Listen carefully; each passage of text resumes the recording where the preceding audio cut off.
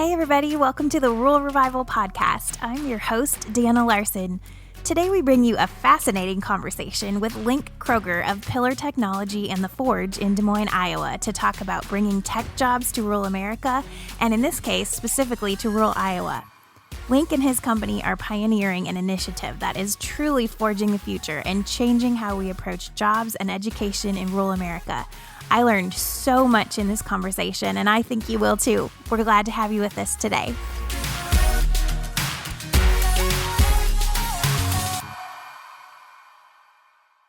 Well, we're here today with Linc Kroeger of Pillar Technology in downtown Des Moines in their really awesome offices. Linc, thanks for being with us today. It's great to be with you, Dana. Let's have you set the stage today by telling us a little bit about Pillar Technology. What is Pillar? Pillar Technology is a technology services company that creates software for us and software for our clients. It involves consulting and business strategy, digital experience, user experience, and software craftsmanship, and creating world-class solutions for Fortune 1000 companies to Fortune 50 to startups in the technology area. Awesome. So why we're talking today is because we want to talk about something that you're doing moving forward that's going to involve rural America, which is this great project. But kind of starting out, tech jobs and rural Iowa are two terms that are not often used together. But you have been working hard to change that. So tell us more about that. Yeah, so growing up in rural Iowa myself, in a little town called Independence, Iowa, up in the northeast side of the state, many people like me grew up playing Atari and Commodore. I'm showing my age a little, but then you get out and you learn basic programming, and you found out really quick if you wanted to do something with technology or software development, you'd have to leave not just rural Iowa, but Iowa itself back in the 80s. Now in Des Moines and Cedar Rapids, it exists in some spots throughout the state, but there really isn't, there is no opportunity or education in those rural Iowa locations or rural America locations that I know of. So you've created this thing called The Forge, and how does that fit into Pillar, and why did you develop that? Well, The Forge is a inspiration of our CEO, Bob Myers, and there were several things that he noted. One is that companies had this indefinite backlog of problems to solve around technologies. If you talk with businesses and you say, hey, does your IT department solve all of our technology problems, they will probably just, vent and talk about how they can't get anything done. And Bob's perspective was, this isn't a problem of just needing more capacity. You really need to think differently in how you approach that. A couple of examples are, and now Agile's a mainstream approach to this, but also like speed to value. So we would work with clients who would be working on projects that might take 18 months to get their idea to reality, whereas we would take an approach of speed to value, meaning understand their business problem, slice it, and make sure you're delivering value every 2 to 3 months and having a more incremental approach to delivering it. Much like you'd see the standard Silicon Valley like startup work, that's kind of standard play now. But back 15 years ago, that was not standard that you'd see in the industry. So you've decided then to take this with a specific project to Jefferson, Iowa, right? Yes, that's correct. Tell us more about kind of how that came to be and why did you choose Jefferson? Well, I relocated back to Iowa after being gone almost 30 years to Des Moines to open a forge here in Des Moines. And, after working with Pillar where I was the customer and they were the service provider for a decade, I really knew the business well. And 5 years ago, I became an employee of Pillar and then moved to Des Moines to open this forge here. And, I just have knowing their business and what they do and the work being done out of a forge, that I understand that you could do this out of a rural location. And, most of our employees, even in Des Moines, were from rural Iowa and then went to usually Iowa State or Iowa or Simpson College or Drake or somewhere, got a computer science degree or design degree, and then came here after many years of experience and then training with us. So I knew that we could do this. The problem is there's no clients in rural America, and there's no educated talent there, right? There's a lot of talent, but it's just not educated. And one of the people from Modus Engineering I was working with to open the Des Moines forge, Chris Deal, he was designing our engineering of this forge, and he heard me talking about, well, hey, in a couple of years, we're going to be opening one of these in rural Iowa. And he goes, wow, how about Jefferson? So we explored that idea around Jefferson. I did a site visit with him. And the big piece they were missing in Jefferson was they didn't have that community college, because the vision was that they would, that while students were in high school, they could take classes to try out things like software development or different aspects. And then if they liked it, they would finish that associate degree in their community college, and they would join us and go through our Pillar Academy. But I told Chris, well, you don't have a community college, so this isn't going to work for Jefferson, but thanks for, being interested. I'm going to go look at other rural communities. Yeah. But he came back about 9 months later and said, hey, we've got a community college. It's going to be coming to town, Iowa Central Community College. Let's talk about this some more. And Jefferson really fit what I was looking for, because it's more than an hour away from Des Moines, and it's less than an hour and a half. It's within an hour and a half, but more than an hour. So that way it's true rural. So it'll be a great experiment to see, how do we really make this work? And it's not too close to Des Moines, where it's really not just a suburb, because we'd looked at Newton, Iowa, which is about 40 minutes away from here. And it had a great building from the old Maytag complex for anybody from this area who's gone out there, which was gifted to DMAC, the Des Moines Area Community College, which is a fantastic community college and great people, but it was just too close to Des Moines. So Jefferson really fit that distance. They had a great leadership team who really wanted to bring this to the community, and we're really working. We needed to have dual redundant fiber, because this business runs on technology. If you think about, you're interacting with your clients on the west or east coast, how do you have to have that reliable technology between them. So that the community leaders there and all the pieces, it all just came together. That's so great. So I can imagine the town of Jefferson must be pretty excited about this. They are, and we actually, tomorrow evening, your timing is great, we're doing our celebration of this and kind of our media announcement, which I know you've been invited to and will be here, so it'll be a great experience. We'll have probably close to 200 people here. Senator Grassley, Congressman David Young, Governor Reynolds are three of the kind of the keynote kickoffers of talking about this. So Governor Reynolds has been a major proponent of STEM in Iowa, and I don't know how familiar you are with that since you moved to Nashville, but a little bit. She is a lieutenant governor. When I first opened here, maybe 15 employees. She visited. She was lieutenant governor, and she said, "Hey, anything I can do to help, let me know." And because she's really driven STEM and the school systems, the K through 12, and her group worked to bring Apple here to Des Moines. I don't know if you heard that, but they're moving their international data center to Des Moines, and they closed that deal this year. It's gotten some scrutiny over it because a lot of people felt that the money should have went toward education. And this is not a political statement. It's for me and my bias of what's important to bring in technology and, bringing a renaissance, if you will, to the rural America. I grew up in Northeast Iowa in the 1980s, and I don't know if you knew this, but the highest unemployment in the country was Dubuque, Iowa, when I lived there, and it was in the 24%. Wow. And my education was fantastic, and I'm a huge fan of education, but if you have education without the jobs, then what good does it do? Yeah. So what's been really helpful to me is I travel out to San Francisco and Palo Alto and Seattle, in these areas where they're shipping so much work offshore, and I'm there to bring it back here initially to Iowa. And now it's changed our brand of Iowa, because before I would hear things like, well, Iowa, is that corn or is that potatoes, right? Because of Idaho and the Iowa thing. And now people will say, well, gosh, that's where the new Apple International Data Center is going. So it's really helping to flip our brand. So there's a lot going on in the state of Iowa. And I don't know if you saw the article, but we were voted the #1 state to live in the country. I think it was U.S. News and World Report. Yep, I think that's right. Was the magazine. And part of that was because we have such a great technology backbone in rural Iowa. Like Chris Deal, he lives on a farm, but he has fiber that goes to his farm. And that's a pretty common thing in rural Iowa that's not so common in the rest of the country. Right. So you've decided on Jefferson for a number of reasons. I'm glad that worked out. And you are renovating a historic building in their downtown, so on Main Street. What has that experience been like? Well, we looked at, so Jefferson is a town that's kind of going through a little revival after a big decline. So Okay. it's its lowest population since I think World War II.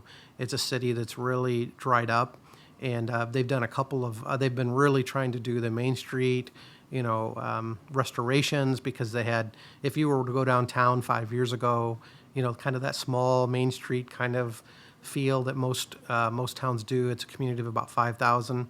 There were so many empty of their downtown buildings that they'd already started, repairing and restoring and trying to get some small businesses in there.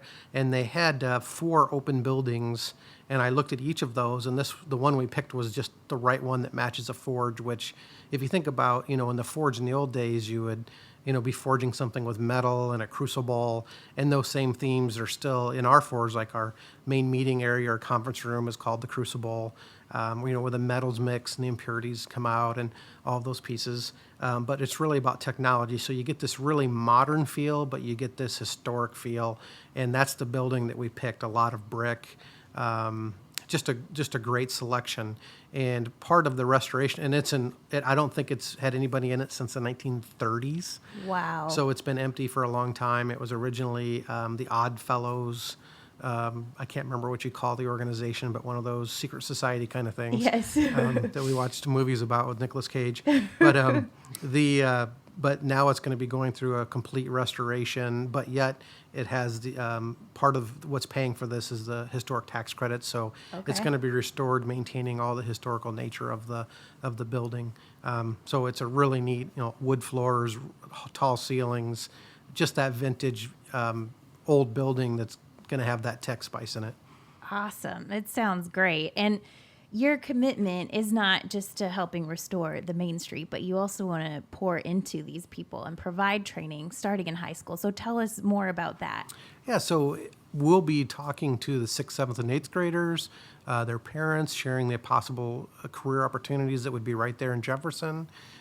They take classes when they enter their high school years through the community college. We partner with them in giving them feedback on their projects and on their work. And if they stick on the software development path, when they would graduate high school, we estimate it'll take them probably a year to finish their community college program in software development. And at that point, they apply to go to the Pillar Academy, which will be right in Jefferson. And that will be a debt-free opportunity. We're still working through some of those details, but it would be a minimum of $30,000 at the least to take if they went and paid for it at some program.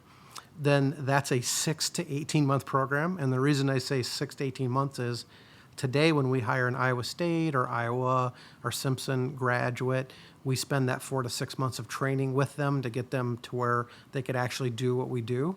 So when the students graduate our Pillar Academy, they'll be at that same level of computer science as an Iowa State graduate after our training. So that's a really advanced level that they'll get there with no college debt. And at that point, they would enter a 2-year apprenticeship program with us, certified by the Department of Labor, where at the so when they graduate the Pillar Academy, they start work for $55,000 to $60,000 a year. So probably 20, 21 years old in Jefferson. Then they go to the 2-year apprenticeship program, and when they graduate that, they're making roughly $75,000 a year. So you think about a 23, 24-year-old who has no college debt making $75,000 a year, really at the beginning of their technology career where it's only up. So it's really a fan. Me growing up in Independence, rural Iowa, if I would have had an opportunity like this, I would have jumped on it. I did my brother went to UNI, University of Northern Iowa, and left the state. My sister went to Iowa State and left the state. That's the traditional approach for people who grow up in rural America is you leave when you turn 18, right? And you probably never come back, but maybe Christmas and Thanksgiving. So I did a little different path. I joined the Air Force and then did the GI Bill and took 16 years to complete a computer science degree. So for me, I had a lot more pain because I didn't like the idea of debt coming like my brother and sister were willing to do.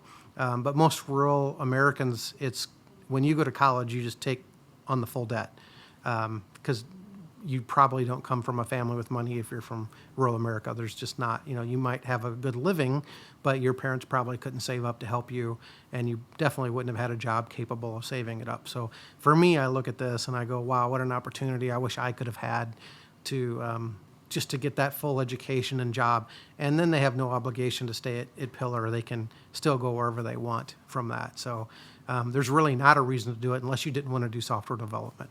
That's incredible. And that's like the number one thing I hear people saying that is holding them back from moving back to rural communities is the college debt. So you're just taking that out of the equation immediately so that they don't even have to mess with that. That's amazing. Yeah, we're really excited to see how this works in Jefferson, our first one. But we intend to do many more. We're going to learn from this one, and we'll watch it expand. Probably initially would be Iowa because it's close, and we'll have the people leading this program here in Des Moines and then building it up. But then we hope that it proves itself in Iowa and we can expand to other states.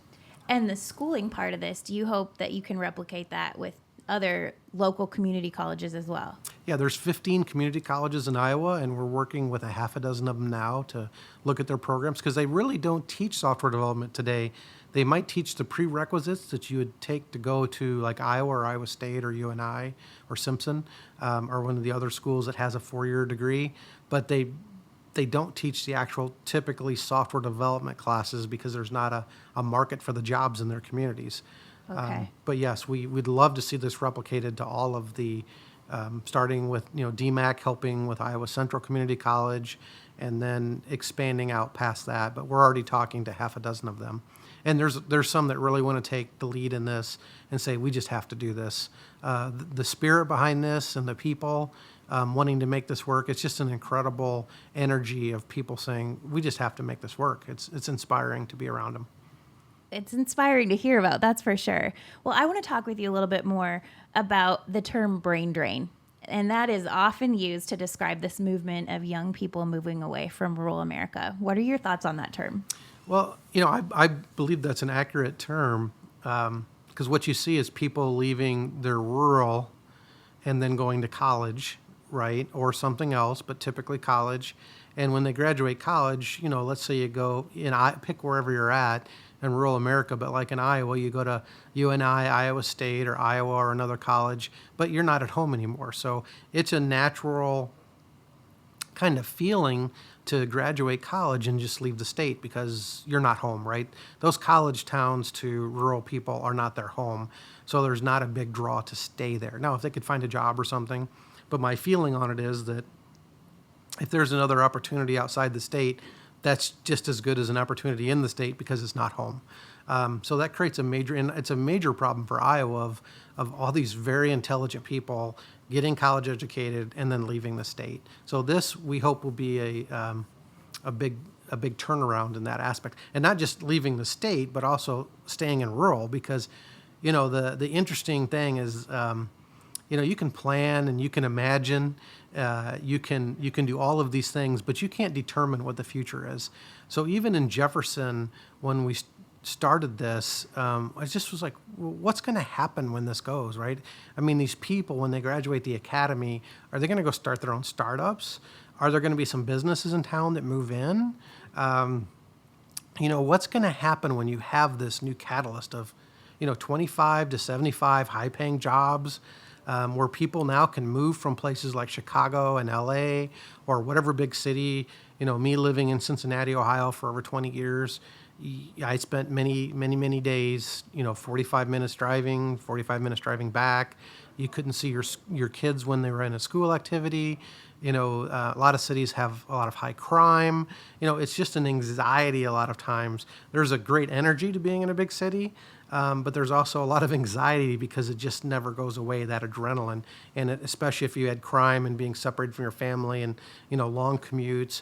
So that opportunity to be able to do the same kind of career that you did in these big cities, but be able to see your kids with a 3-minute drive, spend time with them, with the teacher, and then be back at work and it's just over a lunch break, and then you're home in 5 minutes after work, right?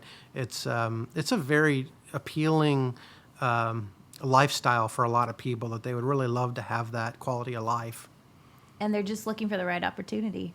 Yeah, and they don't exist today. I don't know of really anyone doing this. There's probably some examples, but something as formal as us. And, kind of tangent into what really is one of the key elements of success to this is that we as a country, we ship 200,000 to 240,000 jobs a year offshore in tech.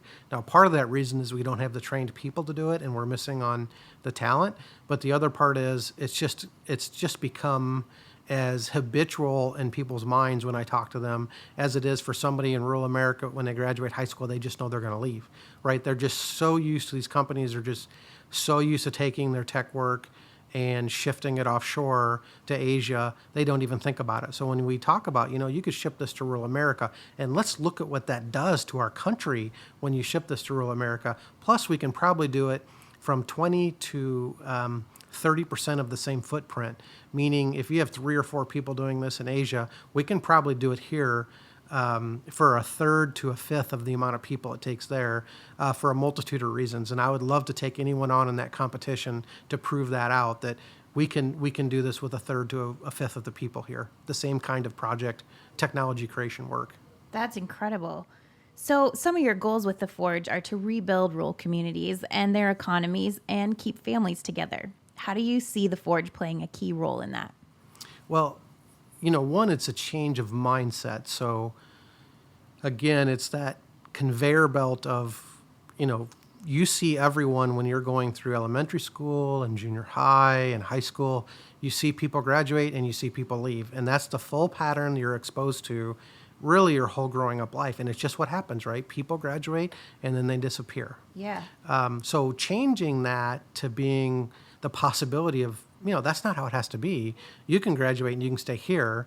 Then there's a whole amount of enablers that have made that happen, like the technology enabling broadband so you could do your jobs there, the fact there are actually jobs there, the education, the affordable homes. So all these elements that make that possible.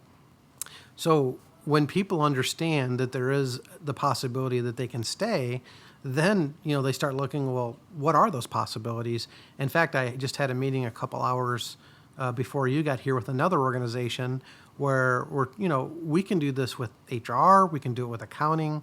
If you think about all of these different key skill sets that are being shipped offshore right now, and to say we can educate, we can create the environment, we can create the structure, these great businesses who are already very successful, like Pillar is very successful at this today. It's a great business that does these leading edge technologies that are beating out these major companies in technology, and then we're going to be doing them in rural America. There's no reason these other companies that aren't successful can't leverage this same model to put these other skill sets in rural America. And now you have this whole change in mentality, but that's the first thing we have to do is change the mentality that this is possible, that you may not just have to leave. Then we just have to keep cultivating this, and we have to get companies to realize that are shipping these things offshore that this, try this, right? It's going to be a better value. And think about, this is how we pay off our national debt. If all of these areas that are poverty right now become areas of surplus tax, then, we're going to change this whole system from becoming a dust bowl of drying up and being, for the next 40 years, this sucking sound out of the tax system into putting money back into the tax base. That's a major pivot for the country that we could do. Poverty, family, all these different areas that can contribute to that. Absolutely. And you're setting a precedent for a lot of different industries. So why is rural America, and particularly rural Iowa, I know you grew up here, but why is this near and dear to your heart? And I'm sure it's a heavy cultural emphasis. I'm 50 years old now, and the older you get, the more your perspective changes. When I was 18, I couldn't wait to leave rural Iowa, and it took me, and I got married very young. I was 20 years old, and it took me another 6 years after that, really having kids, to say, boy, that rural life was really great. Your whole selfish life changes a lot when these little critters we call kids come along that change our whole lives and our love and our heart and all the pieces and, the memories of our childhood. But, what a rural community offers in family and life and love, companionship, It took me a long time. I was really surprised. When you walk down the street in Independence, Iowa, or wherever you're at, you look somebody in the eyes and you say, "Hey, Dana, how you doing?" Right? And you smile at them and you see them. And I remember the first time walking down the streets in a bigger city and looking at smiling people and looking at them in the eye and them not looking at me. And I was like, man, what's the deal? Are they just rude? And then you realize you can't stop and smile at everybody and make a connection because there's too many people, right? Yeah. So just that economy of scale of humaneness changes in a big city, that when you're in a rural environment that, it's so tight of a community. And I often think, like if you see farmers and somebody's sick, or you see just a problem in the family, you'll see the other farmers in that community go, help them with harvesting crops or whatever it is, right? You'll just see it happen. Nobody wants money. That's just what you do. And I think also in northern Iowa, kind of the extreme winters, there's a little bit element of survival. Yes. That you learn that you have to help each other, and it creates a culture of it's a natural support system for other people when they're in trouble to help them. So I just really view the rural lifestyle of knowing people, looking them in the eye, in the big city. And there's a lot of good things about bigger cities, and I've really enjoyed decades of living in them and experience them and traveling and consulting and meeting the people. But there's just something to say about you just don't feel this deceitfulness and this, in the bigger cities. It's like, do people really care about people? I mean, I'm not saying they don't, but you can't care about every individual that walks by you. And you can when you're in rural America, right? Yeah. You know them, you know their families, and people just help each other. So, I probably lingered on too long on that, but it's such an element of it's just, you're not spending your life in your car, your thoughts. It's a slower pace. It's not saying you do less work, but your anxiety, your ability to look at what's important just seems so much easier when you're not just running 12 hours a day and trying to get places, and you're just busy, but it's that activity, but it's not accomplishment, right? Yeah. And you can take that time that was your 2 to 4 hours of busy time from living in a big city and use that to art or thinking or reading or spending a time with family. You have more time for quality, and you're not exhausted all the time. Yeah. Well, how can we follow along with Pillar technology and the Forge movement as it keeps evolving?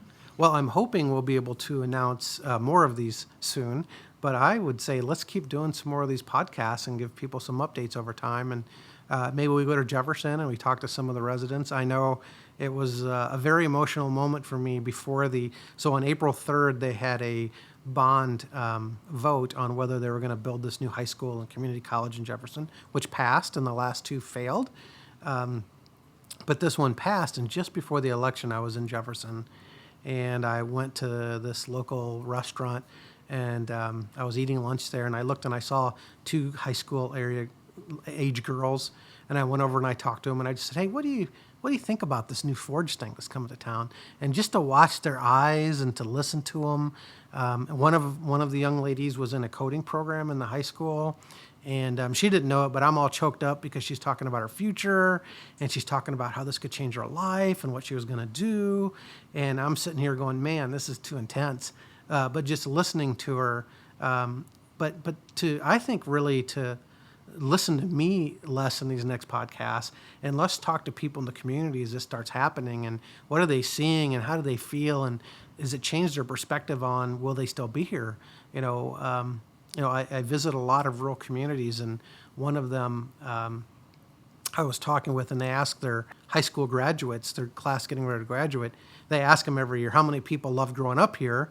And everybody raises their hand. And then they say, how many people want to stay here? And this year's statistics for this graduating class were one person raised their hand to say, I'm going to stay in my hometown. Wow. And this is a bigger community of about 25,000 total metropolitan area of, rural, on the edge of what you'd call rural, but 25,000. But it's not near a big city. So anyway, one person said they wanted to stay. And I would love to see, as this happens and people see futures and careers and not just poverty. And because today you're pretty much going to be probably manufacturing, which there's nothing wrong with that, but that's manufacturing or agriculture, or maybe a government job or teaching, that's still a government job. Right. So are starting a small business, but typically small businesses don't make a great amount of income. So it's a real challenge if you do decide to stay. So I want to see what people say. Maybe we can do this and we can go to Jefferson, or we can get some people here and we can talk about how they're seeing it progress and how they feel about it. I would love to do that. I think that would be a great perspective. We're all on board. Well, one last question. Is there anything we can do to get involved with what you're doing at Pillar Technology? Well, if you know any businesses that have technology needs, like they're creating software, it could be finance companies or health, really any company that's a significant size company needs technology. And I don't mean like small companies. We do typically larger projects. But if it's a small, I shouldn't rule out a small company because you never know, but it's not really a small business. But if you knew, bigger companies like Fortune 1000 companies, and you knew executives or leaders in those organizations, if you could go to futurereadyiowa.com, you'll find my contact information on there and more about, there's some videos on there you can see of what we're doing. And that's another place you can look to see any updates, because we'll be putting more pictures as like the Jefferson Forge gets built. And more as we do more forges, we'll put information on that futurereadyiowa.com site. The futurereadyiowa.gov is the state of Iowa's program, so don't get those too confused. And it's a great one to go to also. They have a lot of resources there. But if you have any contacts who are looking, instead of shipping it offshore, to look at a company like us who is going to do this in the United States and put rural Americans that are highly educated to work, then I would absolutely appreciate any references to that. Sounds great. Linc, thank you so much for being on the podcast. This is great information. We're so excited about everything you're doing. Keep up the great work. Thank you. It was a lot of fun. I appreciate it.